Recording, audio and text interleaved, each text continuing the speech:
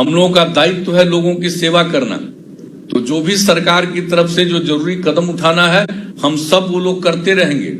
लेकिन अब आपसे आज जो बातचीत हो रही है इसका मुख्य मकसद है कि आपने अब तक लोगों में बड़ी जागृति लाई, लोगों में भी बड़ी जागृति आई। अब लॉकडाउन खत्म है, अब तो सिर्फ उसी इलाके में लॉकडाउन 1 महीना लागू होगा जिस इलाके में मान लीजिए कि वहां निकल जाता है पॉजिटिव एरिया, उसको उसी के लिए करेंगे।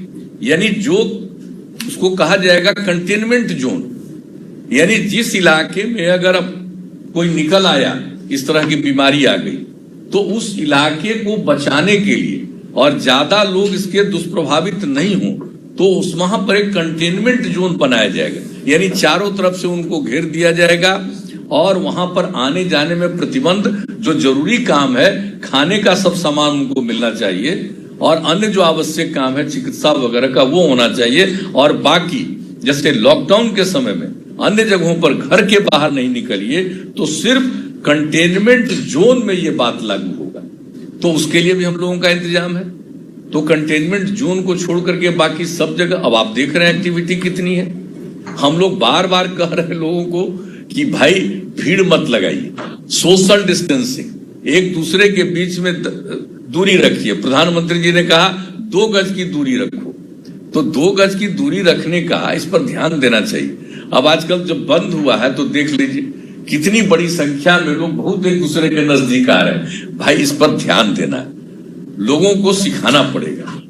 तुरंत लोग नहीं समझता, लेकिन लोगों को समझाना पड़ेगा कि थोड़ी दूरी बना करके चलिए, थोड़ा दूरी बना करके रखिए। अकेले हैं तो कोई बात नहीं, बाकी कोई काम के लिए निकलते हैं तो आपको मास्क लगाना पड़ेगा और उसके लिए तो हम लोग सब इंतजाम कर रहे हैं। तो एक प्रचार तो आप लोगों को समझाने के लिए कहना है कि भाई हर हालत में लोगों को प्रेरित करिए कि भाई ये मास्क जरूर लगाइए और सैनिटेशन का सब कुछ का ये सब जो कहा जाता है एक एक चीज का, तो हर जगह साफ सफाई का ध्यान देना और दूसरी तरफ लोगों को ये प्रेरित करना। अब देख रहे हैं हम लोग कैसे रखे हुए हैं। अब जैसे ही कुछ होगा, अभी बोल रहे हैं तो कोई बात नहीं, ऐसे करेंगे तो तुरंत ये देखिए, तो इससे भी होगा। और दूसरा जो मास्क पहनने का कई तरीका है, अभी बता रहे थे हमारे स्वास्थ्य मंत्री जी, तो मास्क का प्रयोग करना जरूर चाहिए। ये लोगों को प्रेरित करिए, हम इन लोगों को कहेंगे। और जो आपको बता दिया कि हर तरह से हम लोगों की ये कोशिश हो रही है कि हम लोग पूरे तौर पर लोगों की रक्षा करें। अब देखिए ये चीज तो आप देख रहे हैं, जो सबसे विकसित देश है दुनिया का, सबसे अमीर देश है अमेरिका, सबसे ज्यादा प्रभावित वहां है। शुरू कहां से हुआ? चीन से। अब कई प्रकार से लोगों ने किया, अभी ठीक बता रहे थे हमारे मुख्यमंत्री जी और स्वास्थ्य मंत्री जी, आप लोगों को बता रहे थे। एक बात जान लीजिए, दूसरे देशों में जो पश्चिमी देश है वहां पर ये नहीं प्रचलित था, लेकिन जो पूर्वी देश है जापान वगैरह, उसमें मास्क पहनने की प्रक्रिया पहले से आमतौर पर जो कोई निकलते हैं बीमार, और वहां पर सबसे कम असर पड़ा। तो अब मिला जुला करके जो इसके विशेषज्ञ हैं वो ये सलाह दे रहे हैं मास्क के बारे में। तो हम लोगों को प्रेरित करना है मास्क के लिए।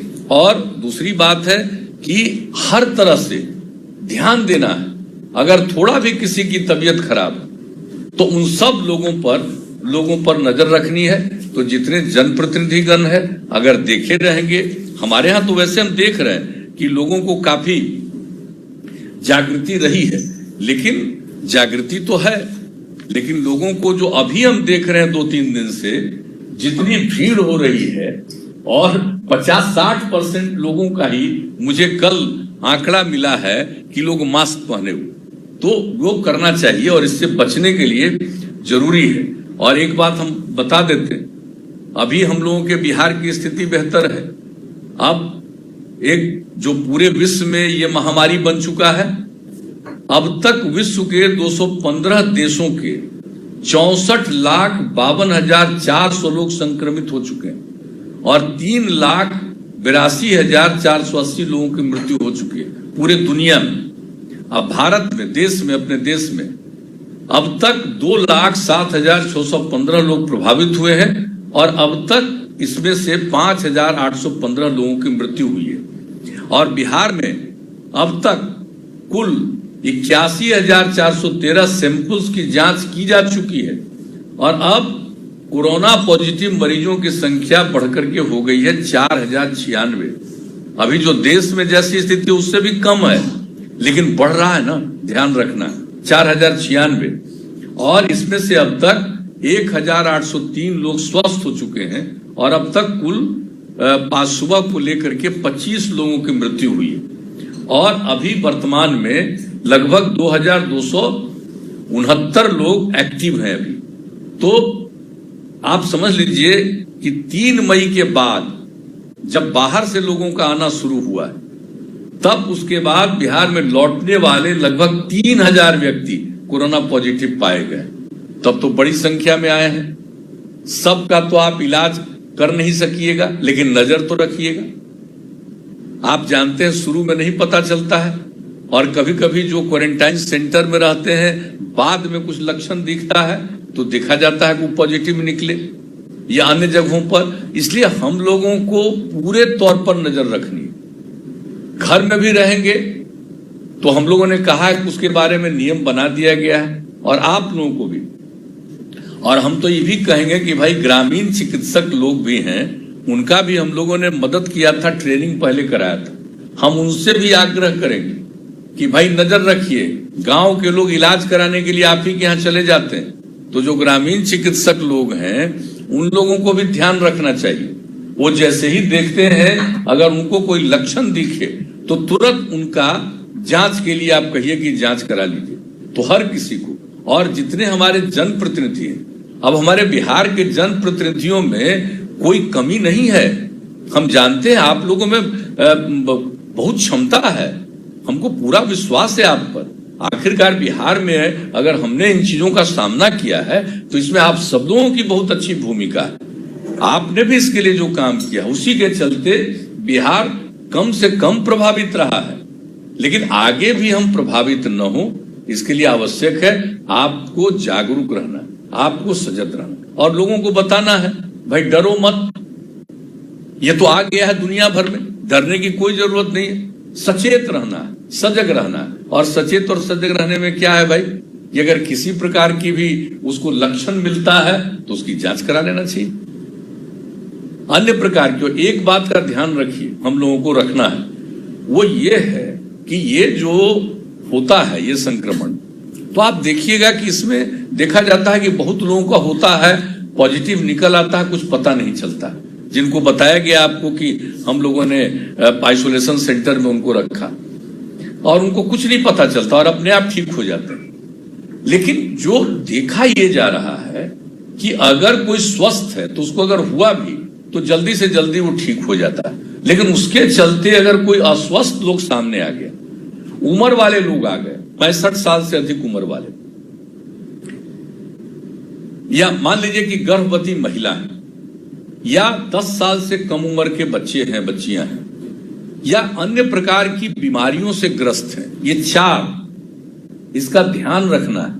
यानी 65 साल से अधिक उम्र वाले, जो गर्भवती महिलाएं हैं वो, और जो 10 साल से कम उम्र के बच्चे और बच्चियां हैं, और किसी अन्य प्रकार की बीमारी से ग्रस्त हैं। इन पर खतरा ज्यादा है, इसलिए इनको हम लोगों को रखना है सुरक्षित और ये लोगों को बताना है। तो ये जो अवेयरनेस, जागृति है जिसके चलते आज की मीटिंग है, वो यही है कि आप इन बातों को समझ करके लोगों को जरूर जागरूक करते रहिएगा। नहीं तो बहुत लोगों को लगता है एक स्टेज के बाद लगेगा हम तो बिल्कुल ठीक ठाक है। अरे बिल्कुल ठीक ठाक है, ठीक ठाक रहिएगा। और हम लोगों की प्रार्थना है कि सब स्वस्थ रहें, लेकिन कुछ लोगों का अस्वस्थ होना, कुछ लोगों का गुजर जाना, ये तो कोई रोक नहीं सकता। लेकिन जागृति रहेगी तो अकारण किसी को नुकसान नहीं पहुंचेगा। इसलिए आज की ये बैठक है, मुझे बड़ी खुशी हुई और आप लोगों को से हम यही निवेदन करेंगे कि इसी प्रकार से लोगों के बीच में जागृति रखिएगा और जो 2-3 बातों की चर्चा हम लोगों ने की, उस बात पर ध्यान रखिएगा। और कहीं जरा सा भी जिसके चेहरे से आपको लगे कि इसमें अस्वस्थता है, तो उसकी जांच जरूर होनी चाहिए। और हम लोग, आप जान लीजिए, अब जांच का ही नहीं, इसके प्रतिदिन की व्यवस्था बहुत ज्यादा हम लोगों ने करवा दी है। और हम लोगों का लक्ष्य है प्रतिदिन जांच का 10,000 लोगों का, ताकि लोगों को किसी प्रकार की दिक्कत नहीं।